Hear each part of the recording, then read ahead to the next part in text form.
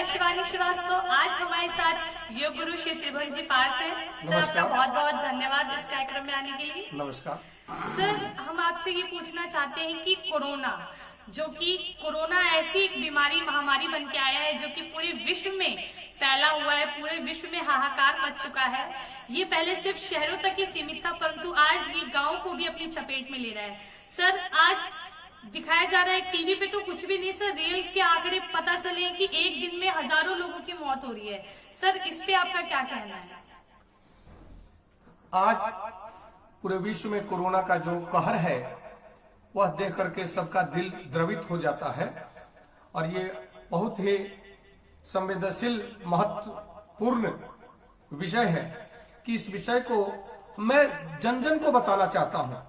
यह भारत के नहीं पूरे विश्व के लोगों को बताना चाहता हूं कि कोरोना जैसी बीमारियां जो पहले निमोनिया हुआ करती थी, आज निमोनिया का बिगड़ा हुआ स्वरूप ही कोरोना के रूप में आ रहा है, क्योंकि यह बीमारी जो है गले और फेफड़े को संक्रमित कर रहा है।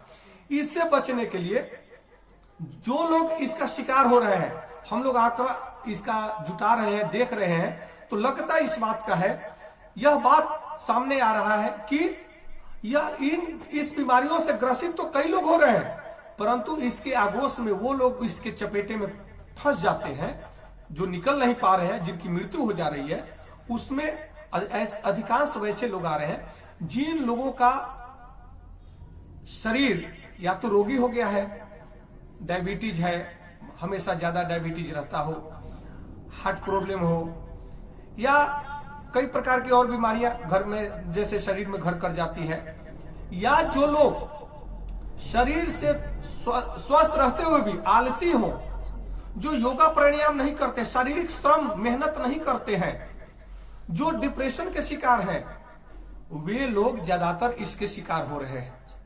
हमें जीवन में चाहिए कि सदा पॉजिटिव रहें और एक्टिव रहें, अर्थात माइंड सोच से हमेशा पॉजिटिव रहें और शरीर से हमेशा एक्टिव रहें। एक्टिविटी का मतलब है कि हमेशा शरीर से पुरुषार्थ, मेहनत, श्रम करते रहें ताकि हमारा शरीर स्वस्थ हो, हमारी मांसपेशियां स्वस्थ हो।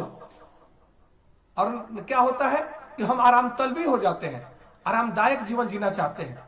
बिना आवश्यकता के मैं देखता हूं कि लोग एसी चला देते हैं और कंबल ओढ़ करके सोते हैं। कई लोग कहते हैं मेरा एसी इतना ठंडा करता है कि कंबल ओढ़ करके हम सोते हैं।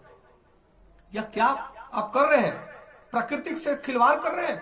प्रकृति को जब जब आप चुनौती दीजिएगा तब तब प्रकृति के द्वारा आप दंडित किए जाते हैं और वही दंड हम भुगत रहे हैं। हमें प्रतिदिन जो व्यक्ति, आज भी मैं कहता हूं कि योगासनों से जुड़ा हुआ कार्य करे, योग करे और श्वसन क्रिया, भस्त्रिका प्राणायाम हुआ, कपालभाति हुआ, उज्जयी प्राणायाम हुआ। उज्जयी प्राणायाम करने वाले को थायराइड कभी नहीं होता। उसके साथ में उज्जयी प्राणायाम करने वाले की गला, साइनस की बीमारी नहीं होती, गला ठीक रहता है, स्नोफेलिया की बीमारी नहीं होती, टॉन्सिल की बीमारी नहीं होती, फेफड़े में संक्रमण नहीं होता, अस्थमा की बीमारी नहीं होती। इसलिए प्रतिदिन उज्जयी प्राणायाम करना चाहिए। ईमानदारी से आप अपने लिए तो कुछ करें।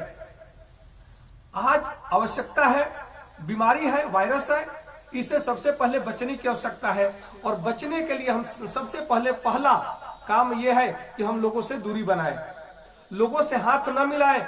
और हमारा भारतीय सभ्यता संस्कृति है कि नमस्कार करें, दूर से नमस्कार करें, अभिवादन करें, हृदय से आभार व्यक्त करें, एक दूसरे का अभिवादन करें। हाथ मिलाने से, गले मिलने से कोई अभिवादन नहीं हुआ। यह पश्चिमी सभ्यता का देन है। होता क्या है कि लोग नाक में अंगुली डाल रहे हैं, कान खुजा रहे हैं, चप्पल पहन रहे हैं, जूता पहन रहे हैं, वहां का बदबू ले रहे हैं और तुरंत आपसे हाथ मिला देते हैं। वो अपने बैक्टीरिया आपके हाथ को दे दिए, आप उसी हाथ से कुछ खाते हैं, कुछ ये करते हैं, कुछ भी काम करते हैं, वो बैक्टीरिया फैल रहा है। और नमस्कार करें, आपका हाथ आपके पास, उनका हाथ उनके पास। दूसरा, हम मास्क पहने। मास्क पहनने से केवल वायरस से फायदा नहीं है। आज वायु प्रदूषण जो हो रहा है, धूल का कण जो हमारे फेफड़े को, नाक के नलियों को जो संक्रमित कर रहा है, उससे भी बचाव है।